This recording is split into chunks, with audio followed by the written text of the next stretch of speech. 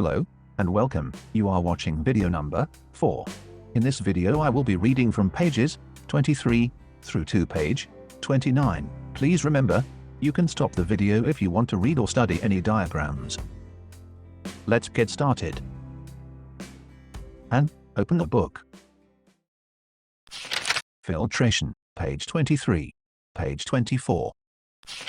The filtration system is the most important thing in your aquarium. There's so many ways of filtering, Berlin, ecosystem, etc. I won't be explaining all of these things, just what make the basis of a good simple filtration system. All filter medium needs flow through them for it to do any good. The tank's water needs to be circulated through the media, at least 10 times the tank's total volume per hour.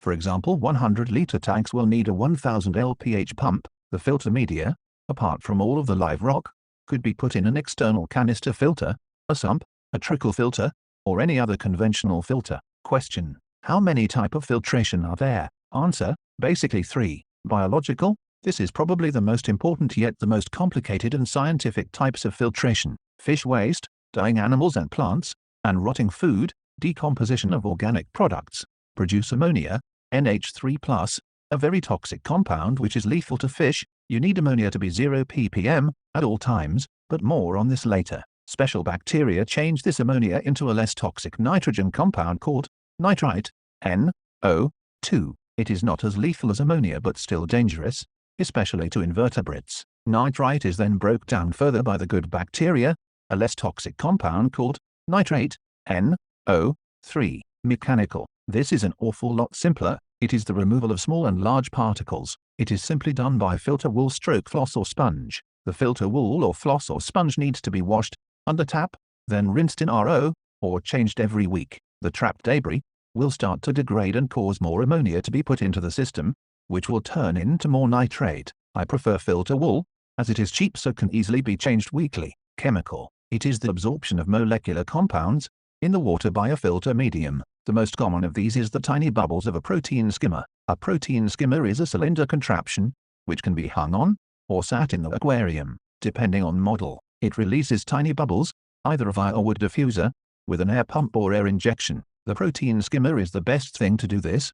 My motto is, if you can afford to fit one, get one. And also, try an overskim. Go for a skimmer that the manufacturer's rate is suitable for a tank that is double your tank size. If you can't fit or afford one, then don't. Chemical filtration can be done by other mediums, such as carbon, and Seachem's Purigen. There are also many other products out there for you to find, but it all starts to get a little bit too much like a science lesson. The sump, page 25. Sump. What's a sump? I can hear you ask. It is nothing more than a large water containment area set up in most cases underneath an aquarium. It contains all of the filtration equipment and media. This way, no equipment is on view in the display aquarium. The sump has many dividers for the equipment to go in. The most common way of getting the water from the display aquarium into the sump is to have a weir in the back, or corner, or an overflow type. Aquariums can be purchased with holes already fitted. If your aquarium doesn't have any, then you can do it yourself, but I don't recommend this. Basically you have to drill holes in the aquarium. The way the water gets down to the sump is simple. The water is held back by a barrier at the height of the water level. This is so the water has to fall through a comb, then it falls down a pipe and into the sump. It then flows through the different chambers, media and equipment, and the last chamber contains a return pump to send the water back up and back into the display aquarium. Sumps are a fantastic way of giving you lots of extra volume of water, and you can hide all the ugly equipment in there too, out of sight. Page 26. But you don't have to have one.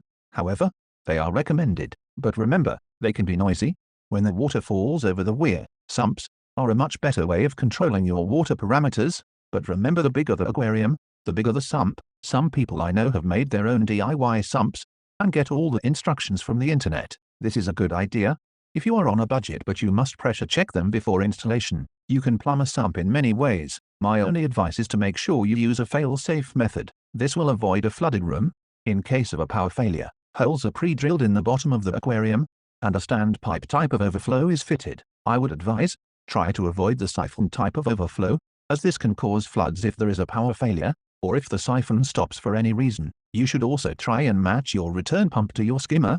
There is no sense in running the biggest pump if your skimmer can't process the amount of flow. No sense in returning unfiltered water. Page 27.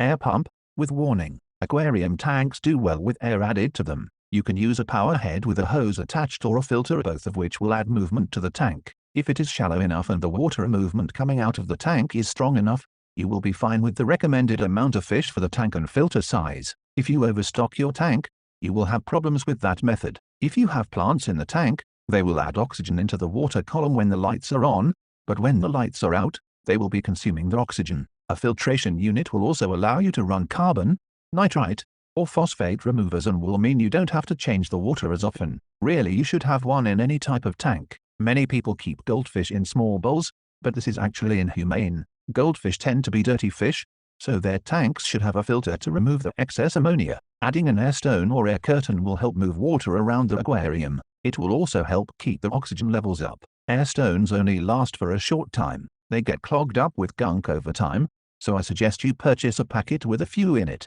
Be sure to ask your LFS, local fish shop, what size air pump is required for your size aquarium. Warning: always fit a non-return valve in the air tube and place your air pump above the aquarium. The reason for this is that when you turn your pump off, water can siphon back into the pump. We all know that water and electric don't mix. If you are unable to place the pump above the aquarium, make sure you do fit a non-return valve. This will stop any water from siphoning back into the pump. Page 28. Canister filter. What is a canister filter? It is a biofiltration system that lets water pass over a scaffold, or a filter medium. For bacteria to grow on this, it can be plastic bioballs, ceramic biorings, or sponge. A canister filter is a mechanical filtration system that catches the rubbish and helps with the water movement. The problem is, if they are not regularly cleaned, they won't do any of the above things. Having said that, I have run aquariums on canister filters alone and had great success. Canister filters have been called nitrate factories. I think this is mainly due to improper cleaning of them. I have heard some people say, "I leave the top piece of floss in the filter for weeks." Well, this is probably the reason they get called nitrate factories. As long as you change the floss in the top regularly, there shouldn't be a problem. I have run aquariums on canister filters alone and have had great success. When I have run them full of bioballs, I have had lovely healthy fish. In fact, my two favorite fish, my two lovely marine clownfish, 10 years old now, have been kept in a canister type setup for 7 years along with soft and hard corals. So that's the proof that canisters can and do work. So, if it was able to cope with a marine aquarium like mine, it proves that it would clean the water in a saltwater aquarium. The amount of different media you can buy for canister filters is overwhelming. What you purchase is dependent on the type of fish in your aquarium. How does a canister filter work? Page 29. First, I must say that the more porous the media, the better the filtration. The way a canister filter works is that the water goes down an inlet pipe, by means of a siphoning action, down into the filter. Once in the filter, the water goes through large sponges that catch large debris. Then, depending on what media you have, it may be activated charcoal. After this, it might then go through ceramic chips, which are white and porous and help to prevent ammonia build-up. Before getting pumped back into the aquarium, it may go through a water polisher, which gets rid of any small leftover particles. Then it gets pumped back into the aquarium. The only moving part in a canister filter is the impeller, as in Figure 1. In Figure 1, an impeller is a blade operating inside of a filter head. It causes water to be propelled through it at high speed. Years ago, you had to suck the inlet pipe to get the water to feed the canister filter, but these days, all good quality ones have a self-prime feature. I must mention here that it's a good idea to have spare seals just in case you get a leak when cleaning your filter. You wouldn't want to get into a pickle on a Friday evening, when all the shops are closed. The way you set up your external filter is very important. Always make sure you have the inlet and outlet on opposite sides of the aquarium. This means the inlet will be on the left-hand side corner, and the outlet will be on the right-hand side. If you set it up this way, you will be creating a good water movement by taking the water in from one end and returning it to the other end. Allow yourself plenty of time when you decide to clean your filters. I like to clean my filters on a day that I am going to do a water change. It allows me to use some old aquarium water to clean any media in my filters. As mentioned earlier, when cleaning any media in the filter, never use ordinary tap water. Always use some old aquarium water. This way you won't kill any of the good bacteria build up. When the time comes to rebuild your filter, it is a good idea to give the seals a slight coating with Vaseline. This will help the rubber O-ring to slip in easier. You only need to clean your filters monthly, but having said that,